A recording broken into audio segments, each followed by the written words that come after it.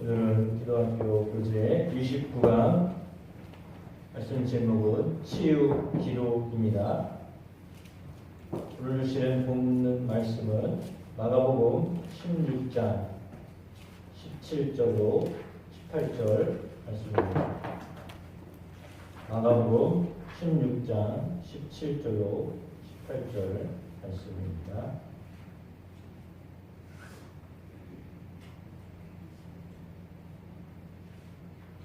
교독하시겠습니다.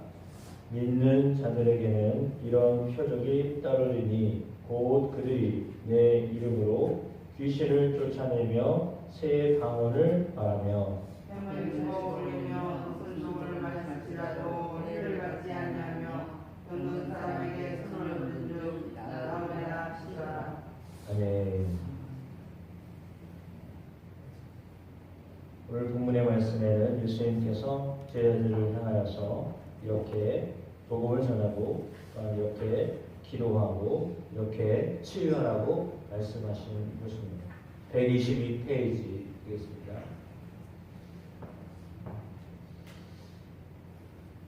기도하면 몸이 아픈 사람들이 치유되는 능력이 나타납니다. 예수님도 많은 병자들을 치유하셨습니다. 물론 믿는 자들에게도 이와 같은 표적이 일어날 것이다 라고 예수님 제자들에게 말씀하셨습니다.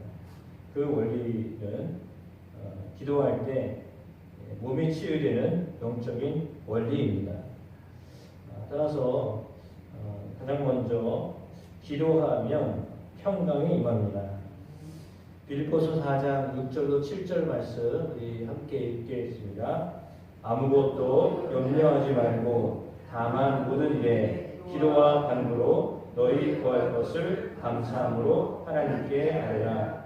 그리하면 모든 지각에 뛰어난 하나님의 평강이 그리스도 예수 안에서 너희 마음과 생각을 지키시리라.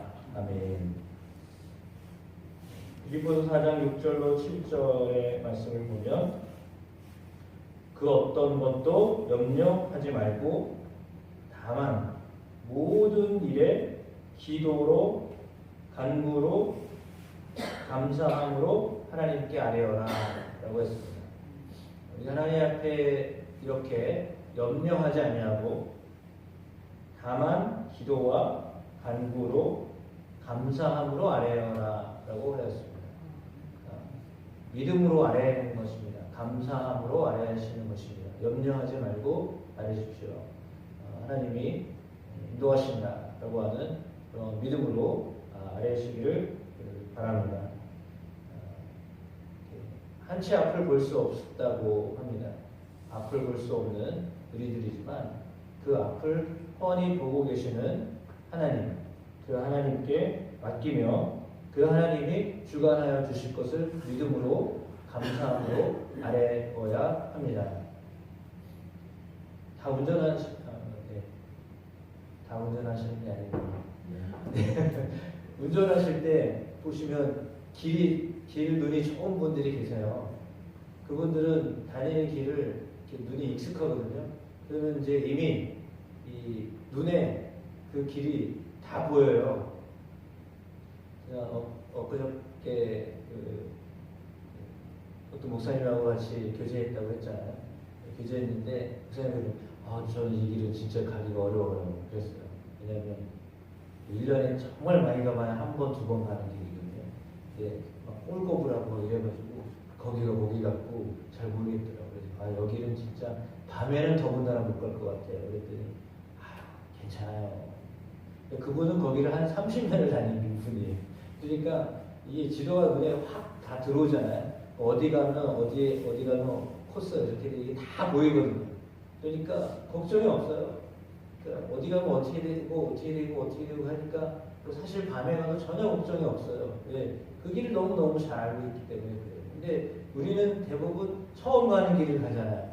우리의 삶은 대부분 처음 가는 길이에요. 그러니까 사실 앞이 어떻게 될지 잘 몰라요. 더군다나 껌껌한 밤에 비가 오거나 눈이 온다고 생각해봐요. 그러면 아이고 못 갈 길이다. 이제 아예 멈추거나 갈 생각을 하지 않거나 그렇게 될 거 아니에요. 그런 거잖아요. 근데 전문가는 사실은 그렇지 않거든요. 전문가는 어떤 길이 돼도 가더라고요. 청년들하고 백두산에 올라간 적이 있습니다. 그때 중국 선교 때문에 백두산 간 적이 있는데 백두산 올라갔더니 그날은 뭐 날씨는 괜찮았지만 겨울에 갔거든요. 근데 차가 엄청 달려요. 그래가지고 요 밑을 보면 완전히 낯떨어지 같은데 그 한 20명 넘는 미니버스를 몰고서 운전기사가 얼마나 차를 모는지 막 철렁철렁 할 정도로 막 몰아요. 그래가지고 이 사람은 왜 이렇게 뭐 쉬운 말로 간이 부었나 이렇게 뭐 겁이 없는 거죠. 막 달리는 거예요. 그래도 가더라고요. 뿐만 아니에요. 저 속초 다니는 시외버스나 고속버스 타보시면 아시는데요. 비가 오는데도 내리막길에 겁도 없이 막 달려요. 그러니까 우리가 생각할 때는 저렇게 가다 사고 나면 어떡하나 그러는데 그분들은 그냥 그 시간에 맞춰서 그대로 움직여요. 타고 있는 사람은 불안불안한데 본인은 정작 그걸 즐기는 것 같아요. 그래가지고 야 이게 전문가랑 이게 함께하고 있는 사람이랑 다르구나 라는 생각했는데 만약에 운전기사를 믿지 못하면 내내 불안할 거야. 다시는 그거 안 탄다고 그럴 거예요. 근데 그분들은 매번 그걸 타니까 자기가 운전을 하고 있으면서도 그래요. 가끔 누가 운전할 때는 마음이 편하고 누가 운전할 때는 마음이 불안하잖아요. 다 다르거든요. 근데 우리가 삶을 운행해 나가는데 하나님께서 운전사이세요.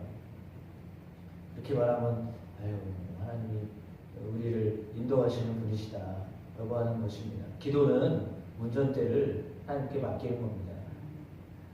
보통 하신 분이 말이 안 되지만 다 알고 계신 분이 우리가 갈 때는 이거 이렇게 하면 될까? 그런 길을 가셔도 전혀 문제없이 평안하게 우리를 이끌어 가시는 분이십니다. 그래서 기도하면 평강이 임하게 되어 있습니다. 기도하시면 우리는 삶으로는 막 불안할 거잖아요. 이 정도 이렇게 가면 되는가? 그러나 안전하게 우리의 삶을 인도하시는 분이 하나님이십니다.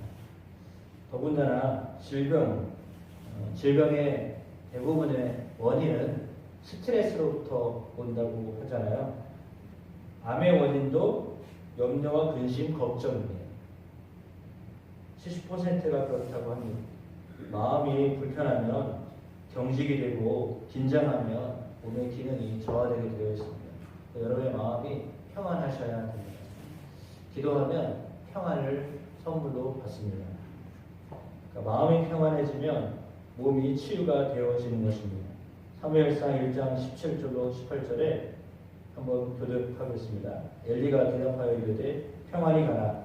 이스라엘의 하나님이 내가 기도하여 구할 것을 허락하시기를 원하노라 하니 이스라엘의 당신의 여종이 당신의 은혜를 영원하리라 하고 가서 먹고 본래 당신은 빛이 없더라. 아멘. 한나가 기도하였습니다. 한나가 기도하는데 마치 대낮에 술 취한 사람처럼 주절주절 듣던 것 같습니다. 뭐라고 기도했는지는 분명히 들리지 않았던 것 같아요. 술에 취한 사람처럼 기도했다라고 한 거 보니까 어찌 보면 방언을 한 것 같습니다. 알아들지 못할 정도로 기도를 하고 있었는데 그래서 사실은 책망을 받았죠. 왜 그렇게 기도하냐라고 했습니다. 술 먹고 왜 지금 교회 아니라 하나님 앞에 와서 왜 이렇게 하냐라고 책망을 받을 정도로 그랬습니다.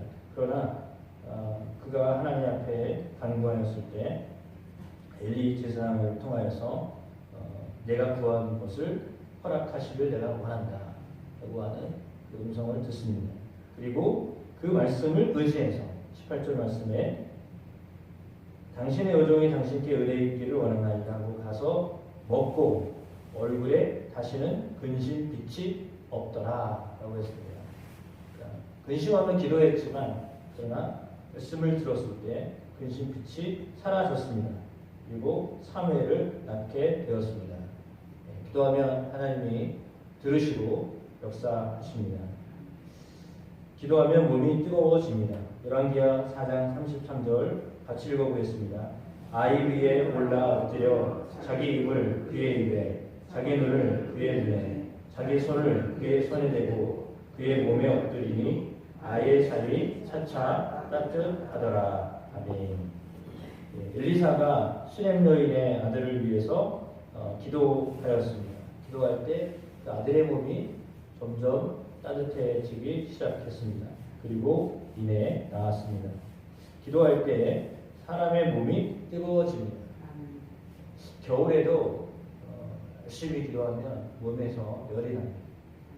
기도하실 때 열심히 기도하면 이렇게 그거는 사실 속으로 기도하면 사실 열나기가 어려워요.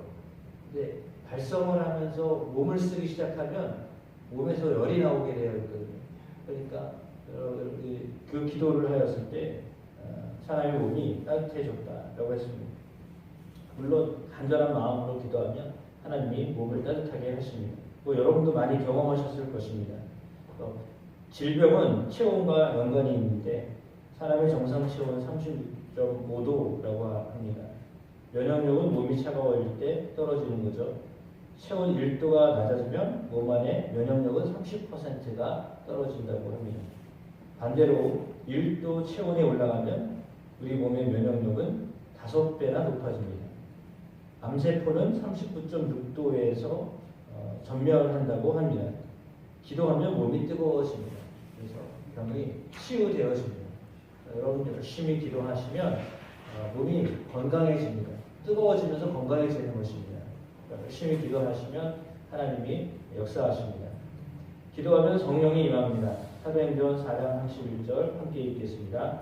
들기를 다음에 모인 곳이 진동하더니 우리가 다 성령이 충만하여 담대히 하나님의 말씀을 전하니라. 아멘. 사도들이 함께 모여서 기도하면 성령이 임하였습니다. 기도하면 성령이 충만하게 됩니다. 기도는 영적인 호흡이기 때문입니다. 우리 몸을 움직여 운동할 때 몸 안에 산소가 들어오고 건강하게 되듯이 우리가 기도하면 영적인 호흡이 되는 것입니다. 그래서 기도를 많이 하면 성령이 충만해지고 각종 병도 치유되어집니다. 그래서 열심히 기도하시기를 축복합니다. 성전은 라마나요이라고 할 수 있습니다. 라마나요이라고 한다고 말하면 성령이 충만한 곳을 말합니다. 사울이 라마나요에서 성령이 충만함을 받았습니다. 그래서 사울도 예언을 하느냐라고 하는 그런 이야기가 들렸습니다. 그건 뭐냐면 강팍했던 사람도 그 라마나요이라고 하는 곳에 갔더니 성령의 충만함을 받았습니다. 그래서 거기서 사람이 변화되어져서 예언을 하는 소리를 사람들이 들었습니다. 라마나요는 성령의 충만한 곳을 말합니다. 여러분이 라마나요 되시기를 축복합니다. 그러니까 어떤 장소가 라마나요이 아니라 우리 스스로가 우리 자체가 라마나요 되어지기를 축복합니다. 그러니까 내가 성령 충만하여서 내 안에서 성령의 역사하시는 곳이 되어야 합니다. 물론 우리 교회가 라마나요 되어져야 합니다. 이곳에 왔을 때 어떤 사람도 강팍했던 사람도 힘들었던 사람도 이곳에 와서 하나님의 말씀을 듣고 하나님의 말을 하게 되는, 예언을 한다라고 하는 말은 하나님의 말씀을 하게 된다라고 하는 것을 말합니다. 그러니까 하나님 앞에 나와 기도하는 사람들, 그렇게 성령이 충만하여서 하나님의 말씀을 전할 수 있는 사람, 하나님의 말을 전할 수 있는 사람, 응답을 받고 성령의 역사하시는 사람이 되게 하신다라고 하는 것인데요. 여러분 스스로도 또 여러분도 그렇게 성령의 충만한 라마나요 되어지시기를 축복합니다. 그리고 우리 교회가 그 역할을 감당하는 교회가 되어지기를 소망합니다. 30강입니다. 126페이지 중보기도, 제목은 중보기도입니다. 사도행전 12장 1절로 5절 말씀 기도하시겠습니다. 그때 헤로드 왕이 손을 들어 교회 중에서 몇 사람을 해하려 하여 요한의 형제 야고보를 칼로 죽이니 이를 좋아하는 것을 보고 베드로 전하였으되 그는 적금에 옥에 가두어 군인 내식인 내 패에 맡겨 지키고 6월절 후에 백성 앞에 끌어내고자 하더라. 이에 베드로는 옥에 갇혔고 교회는 그를 위하여 간절히 하나님께 기도하더라. 아멘. 사도 베드로가 옥에 갇혔습니다. 예루살렘 교회 성도들이 베드로를 위하여서 간절한 마음으로 기도하였습니다. 감옥은 견고하였고 철통같이 경계했습니다. 본문에 보니까 군인을 4명, 4씩이 4패에 맡겼다라고 했습니다. 한 사람 감옥에 갇혔는데요. 4명씩 4패에 맡겼다는 16명이 교대를 하면서 베드로를 지켰다라고 하는 말입니다. 그러나 그를 위하여서 교회는 간절하게 기도하였습니다. 마리아의 집에서 눈물로 기도하여 마침내 기도의 응답이 되었습니다. 옥에 갇혀 있을 때 기도하였지만 그 기도를 옥이 어떻게 할 수가 없었습니다. 사람이 돕는 것은 힘을 더하거나 물질을 더하는 것인데요. 기도를 하면 하나님께서 우리를 도와주십니다. 사람은 아무리 최선을 다해서 도와도 자신이 가진 것만으로 도와줄 수밖에 없습니다. 그런데 기도로 돕는 것은 무엇이든지 도울 수 있습니다. 중보기도의 능력이죠. 그래서 이 기도를 하면 하나님께서 우리 가운데 놀라운 일들을 이루십니다. 그 기도는 하나님이 반드시 이루어 주십니다. 사도행전 12장 6절로 7절 말씀 같이 읽어보겠습니다. 헤롯이 잡아내려고 하는 그 전날 밤에 베드로가 두 군인 틈에서 두 쇠사슬에 매여 누워 자는데 하숙분들이 문 밖에서 옥을 지키더니 호련히 주의 사자가 나타나매 옥중에 광채가 나며 또 베드로의 옆구리를 쳐 깨워 이르되 급히 일어나라 하니 쇠사슬이 그 손에서 벗어지더라. 아멘. 헤롯이 죽이려고 그 전날 밤 했습니다. 그러나 주의 사자가 베드로를 구원했습니다. 사람들은 내일이면 베드로가 죽을 당할 것이다 라고 생각하였습니다. 그때 하나님 앞에 성도들이 기도하였고 하나님은 베드로를 살려주셨습니다. 내일이면 죽을 사람이었다고 생각했는데 그 전날 밤 하나님은 역사하셨습니다. 그 뒤에는 성도들의 기도가 있었기 때문입니다. 기도는 반드시 응답이 됩니다. 기도하는 것은 힘이 있습니다. 기도에는 실패가 없습니다. 어떤 기도요? 중보기도입니다. 다른 사람을 위해서 합심하여 기도하면 그 기도는 반드시 응답되어집니다. 그러니까 이타적인 기도입니다. 그러니까 우리가 기도를 드릴 때 다른 사람을 위해서 함께 합심하여 기도하면 하나님이 그 기도를 통하여 역사하십니다. 그래서 우리가 마음을 모아서 함께 기도하는 것이 중요합니다. 수요일마다 합심 기도하지만 그 기도를 통하여 하나님이 역사하십니다. 지금 이 시간도 우리가 마음으로 함께 나라를 위하여 기도할 때 하나님은 이 나라를 온전하게 하여 주심을 믿습니다. 탄핵이 됐지만 탄핵이 어떤 찬반 논란이 있지만 그러나 감사한 것은 교회에서 기도했다라는 것입니다. 결과는 다 맡겨야 되는 거고 그러나 그 과정에 하나님이 기도하게 하셨다라고 하는 것 때문에 사실은 감사할 뿐입니다. 결과는 알 수가 없잖아요. 우리가 원하지만 원하는 대로 다 되어진다고 해서 그것이 어떻게 다 맞다고 할 수는 없잖아요. 그러나 기도했다라는 것 자체가 중요한 겁니다. 그러니까 하나님 앞에 기도해서 하나님이 역사하시는 것이다 라고 믿을 때 그걸 그냥 받아들여야 되는 거지 이거는 아닌데요 하나님 다 바꿔주세요 이렇게 하면 안 되는 거죠. 왜냐하면 기도는 누구한테 하는 겁니까? 그럼 기도를 하나님 앞에 했으면 하나님이 하시는 것에 대해서 받아들여야지 이거는 아닌데요 다시 바꿔주세요. 말을 예를 들어서 죄송합니다. 결혼을 했는데 이거는 아니잖아요. 하나님 바꿔주세요. 그럼 되겠나요? 말이 안 되잖아요. 아이를 낳는데 하나님 생긴 게 이거는 아니잖아요. 이건 바꿔주셔야 되잖아요. 그 말이 되나요? 말이 안 되잖아요.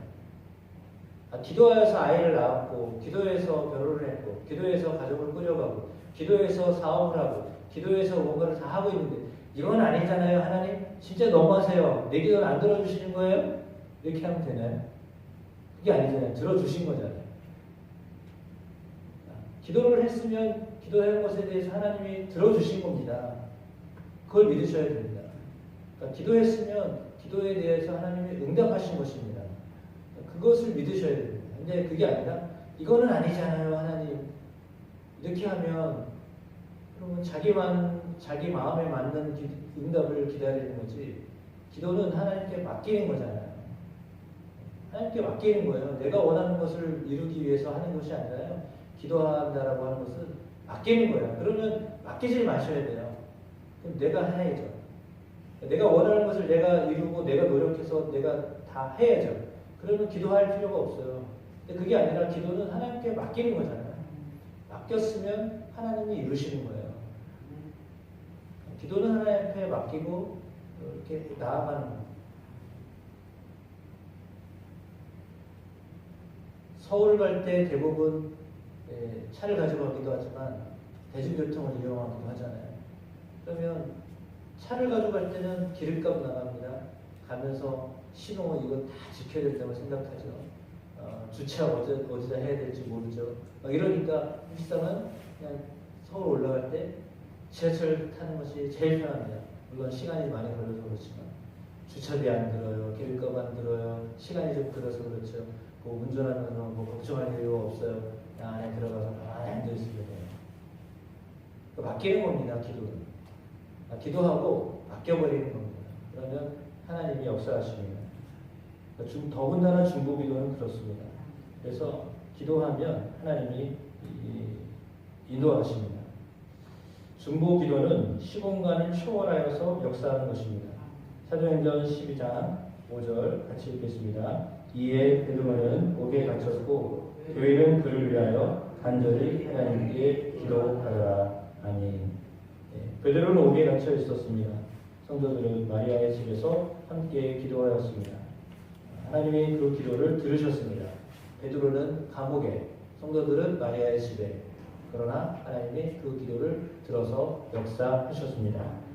중보기도는 이렇게 시간과 공간을 초월해서 역사하십니다. 우리가 중보할 때 하나님은 지구 반대편에 있는 사람에게도 역사하여 주십니다. 우리의 기도로 하나님이 그 일을 이루어 주십니다. 이집트에서 선교하시는 최현숙 선교사님이 며칠 전에 메일을 보내오셔서 기도 제목을 이렇게 보내옵니다.